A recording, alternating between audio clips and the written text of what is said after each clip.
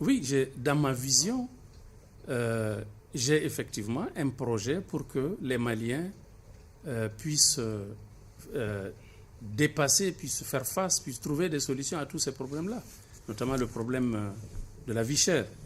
Par exemple, je me propose, et ça c'est important dans mon programme, par exemple, en un premier temps, parce que c'est 3 phases, en un premier temps, en urgence, je me proposerai de supprimer toutes les taxes et tous les tarifs, tous les frais douaniers sur l'importation des denrées alimentaires. Entièrement, à 100%. Ça, c'est une première phase. Deuxièmement, si le prix n'arrive pas à baisser, n'arrive pas à être au niveau des plus démunis, l'État doit véritablement penser à subventionner les denrées alimentaires. C'est ce que l'État fait déjà. Sans impact. Oui. Non, mais l'État, il y a d'abord les frais de douane. L'État renonce à des taxes justement pour... Il y a les frais. Il y a des exonérations. Il y a les exonérations, mais ce n'est pas à 100%, à ce que je sache.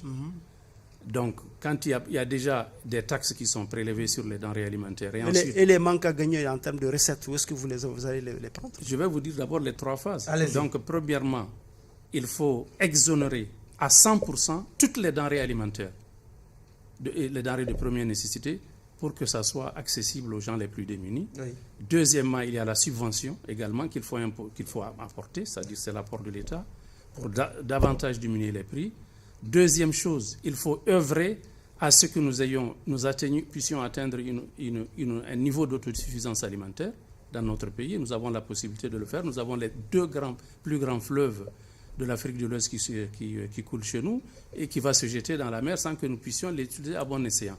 Je me propose donc d'exploiter entre 10 à 15 millions d'hectares au service de l'agriculture. Monsieur Diallo, comment maîtriser les prix dans un marché à outrance libérale? Non, je vais venir. Donc, maintenant, en 3e étape, il faut que le Mali soit une puissance d'exportation dans le domaine agricole. Une puissance d'exportation à l'international, même pas sur le plan régional. Et le Mali peut le faire, Inch'Allah. Quelle stratégie pour maîtriser les prix? Maintenant, c'est la préoccupation principale des Maliens. Si j'ai les choses en main, oui. Eh bien, je vais créer des richesses. Le Mali n'a pas besoin d'aide. Dans mon programme, nous allons nous passer de l'aide d'où qu'elle vienne, parce que nous avons les moyens de le faire. Le Mali a des réserves potentielles que je peux évaluer entre 1,5 à 2 trillions. Je dis ce terme, c'est un terme anglo-saxon, mais je l'utilise.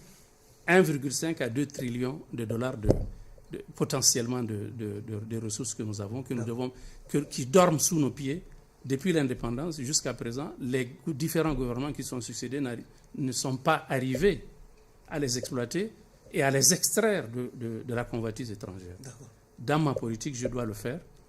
Donc, il faut miser sur le secteur minier qui va financer l'agriculture et qui va financer évidemment l'industrie après. Autrement, quelque chose sur la généralité.